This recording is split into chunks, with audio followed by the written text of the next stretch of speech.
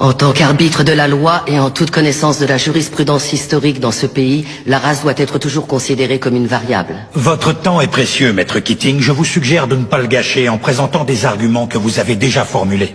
Ce ne sont pas mes mots, juge Strickland. Ce sont les vôtres.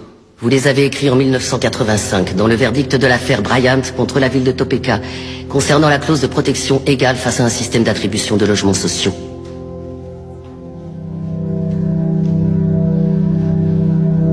Le racisme fait partie de l'ADN des États-Unis d'Amérique. Et tant que nous fermerons les yeux sur la douleur de ceux qui souffrent de son oppression, nous ne pourrons jamais échapper à ses origines. Le seul garde-fou dont peuvent bénéficier les personnes de couleur, c'est le droit de se défendre, et nous ne leur accordons même pas. Ce qui veut dire que la promesse de l'égalité des droits n'a jamais été remplie.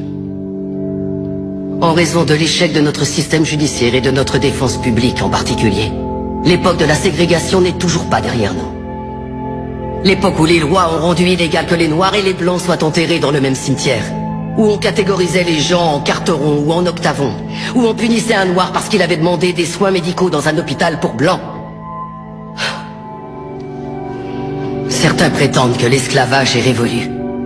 Mais allez dire ça aux prisonniers qui sont parqués dans des cages et à qui on dit qu'ils n'ont pas le moindre droit. Des personnes comme mon client Nathaniel Leahy et des millions d'autres personnes comme lui qui sont enfermées dans nos prisons et reléguées à une existence indigne d'un être humain. Il n'y a aucune alternative à la justice dans cette affaire. Il n'y a pas d'autre option. Prendre une décision à l'encontre de mon plaignant, c'est choisir de remplir les poches des propriétaires de prisons, plutôt qu'offrir une défense digne de ce nom à tous ceux qui y sont enfermés. Est-ce que c'est l'Amérique dans laquelle veut vraiment vivre cette cour?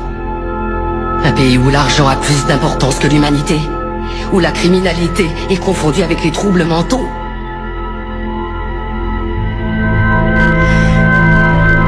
Le 6e amendement a été ratifié en 1791. C'était maintenant il y a 226 ans. Je pense qu'il est donc temps de réellement garantir ces droits à tous nos citoyens.